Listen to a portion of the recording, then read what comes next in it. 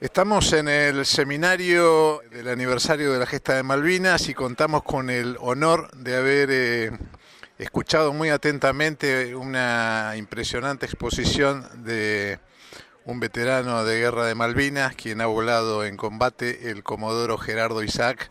Señor comodoro, antes que nada, bueno, felicitaciones. Es un honor para todos los argentinos su testimonio. Y nos gustaría conocer sus sensaciones cada vez que le toca contar, que seguramente revive usted seguramente esos momentos que ya hace 42 años han transcurrido. Bueno, antes que nada, muy buenos días. Muchas gracias por esta entrevista y poder transmitir mi palabra a quienes la escuchen a través de ustedes. Como yo les dije al iniciar la exposición, lo que hice hoy no fue una exposición académica, sino que lo que hago es revolver en mis recuerdos cronológicamente y volver a revivir lo que me sucedió en aquella época. Que tenía tan solo 23 años como alférez. Era alférez, tenía 23 años, lo cual indica, por un lado, juventud y modernismo en cuanto al grado, pero quiero dejar bien claro que tanto nosotros como quienes defendieron la patria por nuestras Islas Malvinas estábamos muy bien preparados y estábamos haciendo lo que sabíamos hacer y para lo cual habíamos sido preparados. Fueron jóvenes y volvieron hombres, ¿no? Sí, es una forma de decirlo. Yo creo que fuimos militares y volvimos militares probados en combate. Por otro lado, lo que les decía es que para mí, buscar adentro mío y recordar lo sucedido 42 años atrás me permite rememorar esto en forma de homenaje para nuestros caídos, que son los verdaderos héroes de nuestra patria en esta gesta, en este conflicto, en esta guerra. Yo recuerdo permanentemente a mis 8 caídos de mi escuadrón, a los 55 caídos de la Fuerza Aérea Argentina y a los 649 argentinos que entregaron su vida por la patria, por nuestra soberanía, por nuestra dignidad, sin pedir nada a cambio. Bueno, y si me permite destacar un pequeño segmento de su charla cuando les tocó enfrentarse con un buque hospital, que ustedes ya sabían que se habían utilizado ese tipo de naves para transportar tropas y tuvieron que dilucidar y optaron por la decisión correcta. Eso fue el día 28 de mayo, atacamos un buque que terminó siendo un buque hospital, el Uganda, gracias a la excelente decisión de nuestro jefe, que fue el capitán Caffarati en ese momento, jefe de una escuadrilla de 5 aviones. La Fuerza Aérea Argentina evitó haber cometido un error en este conflicto y fundamentalmente un crimen de guerra del cual nadie puede justificar. Así que todo esto fue gracias a la acertada decisión en muy pocos segundos de quien fue en ese momento el capitán Caffarati, jefe de esta escuadrilla. Le agradecemos mucho su testimonio y nuevamente nos llena de orgullo el testimonio de todos los veteranos de guerra de Malvinas. Muchas gracias a ustedes, que tengan un lindo día. Gracias.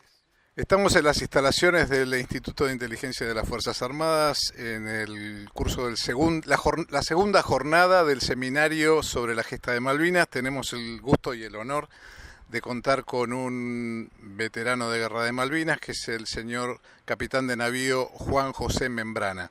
Señor capitán, antes que nada, para nosotros es un verdadero honor tener un testimonio de primera mano de uno de nuestros veteranos de guerra de Malvinas. Bueno, muchísimas gracias, muy amable. Y nos gustaría preguntarle qué funciones cumplía y dónde durante la guerra de Malvinas. Yo fui aviador naval, mi unidad era la Escuadrilla Aeronaval Antisubmarina, que formaba parte del grupo aéreo del portaaviones ARA 25 de Mayo.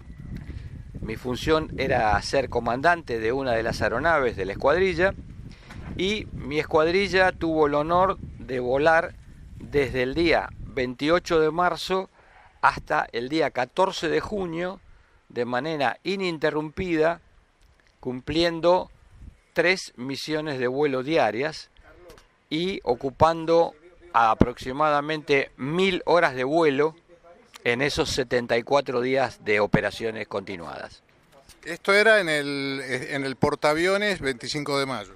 Sí, la primera parte fue en el portaaviones 25 de mayo hasta exactamente el día 12 de mayo y a partir de ahí desembarcamos a tierra y nos enviaron al sur a operar en la zona de Río Gallegos.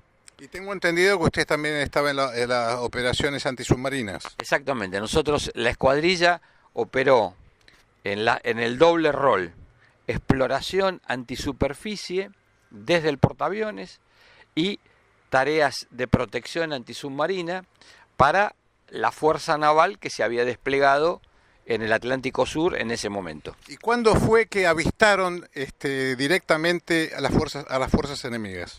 Nosotros entre el día 30 de abril y el 1 de mayo, a través de nuestros aviones y nuestra tarea, fuimos el primer equipo de combate argentino que encontró a la Fuerza Naval Británica en operaciones. Antes, acuérdense que durante toda la navegación desde la isla de Ascensión, la Fuerza Aérea Argentina, con los aviones 707 y unas tripulaciones conjuntas que se habían armado, con observadores de la Armada y personal de vuelo de la Fuerza Aérea, eran los que llevaban el movimiento lejano a medida que los ingleses se iban aproximando.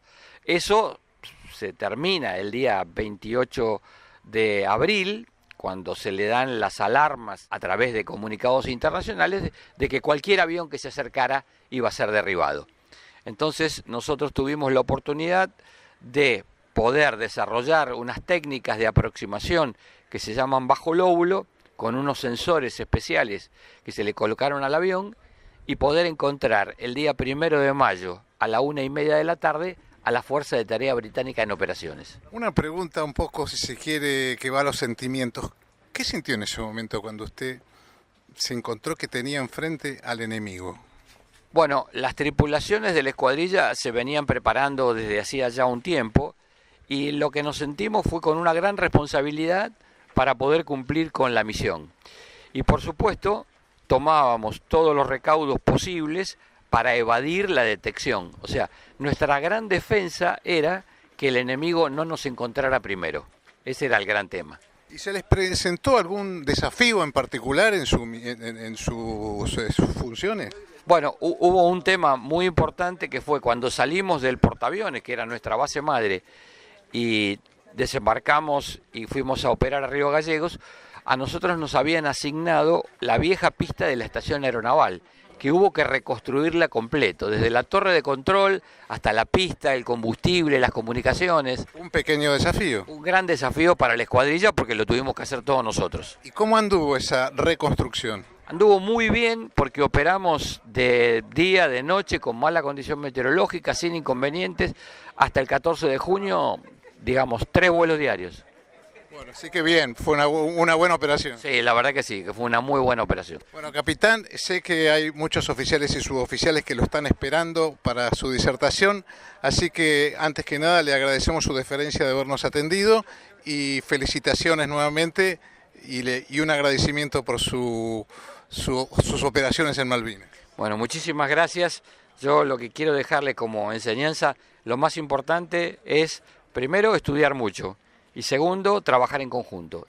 El conjunto siempre es mejor que la individualidad. Y qué importante que a estos jóvenes oficiales, los veteranos, les traspasen su experiencia en una guerra, ¿no es cierto?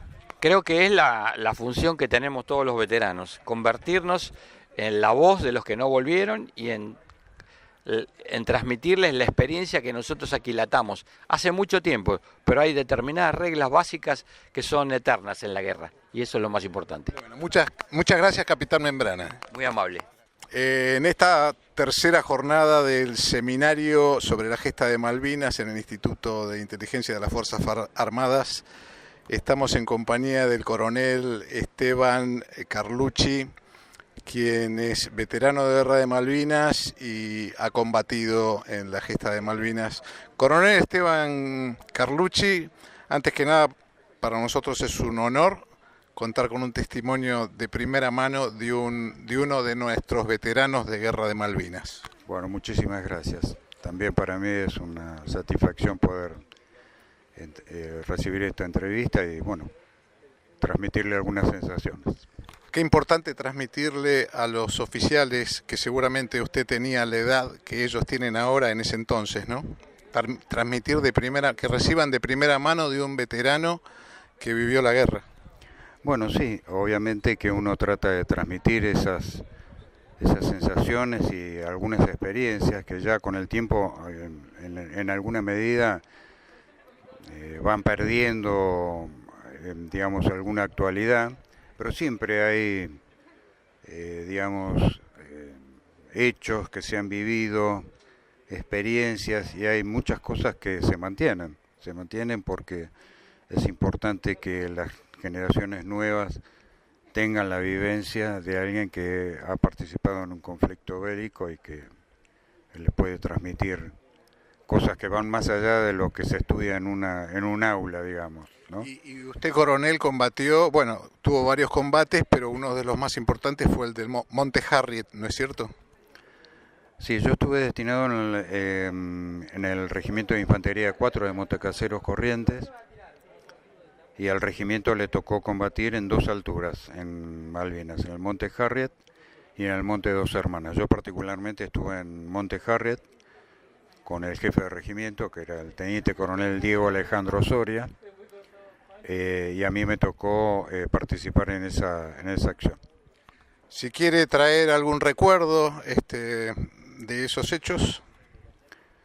Bueno, el combate final de la unidad, tuvo varios combates previos, pero el combate final fue el del 11, la noche del 11 al 12 de junio,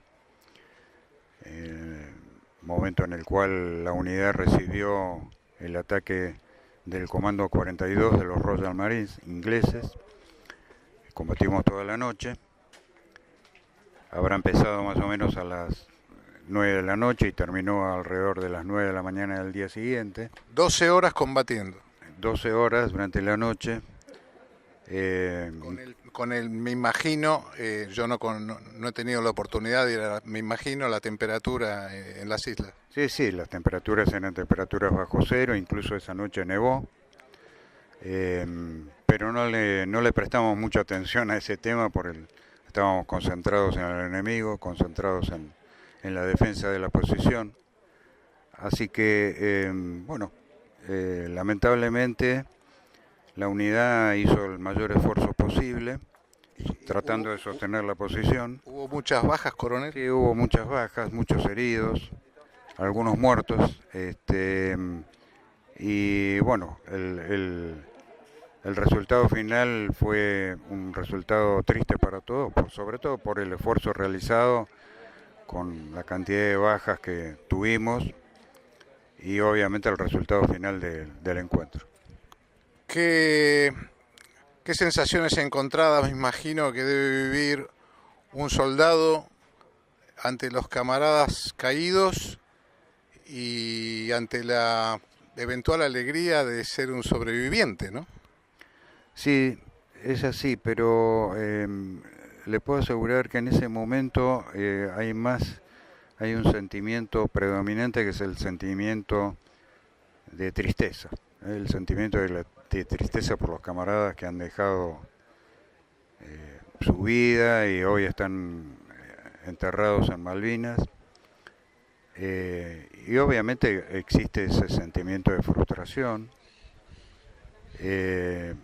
Después uno empieza a valorar, porque la vida continúa, y los que hemos tenido la gran suerte de sobrevivir, valoramos posteriormente esa, digamos, alegría, entre comillas, de poder seguir viviendo y seguir trabajando por el país, por las Fuerzas Armadas y demás. Coronel, en los próximos minutos usted les va a transmitir su experiencia y sus conocimientos a los jóvenes oficiales. ¿Va a hacer hincapié en algún aspecto en especial?